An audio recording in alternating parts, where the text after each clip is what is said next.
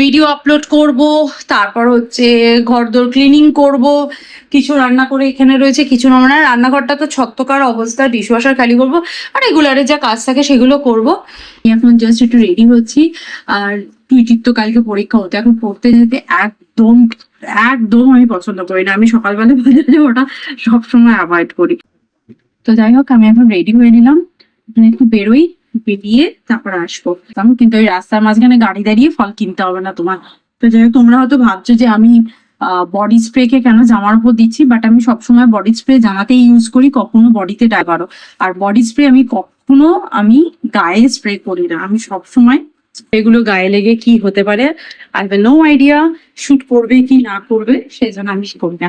চল, সে ব্যাগটাও নিতে হবে, মানি ব্যাগ নিয়ে নিয়েছি।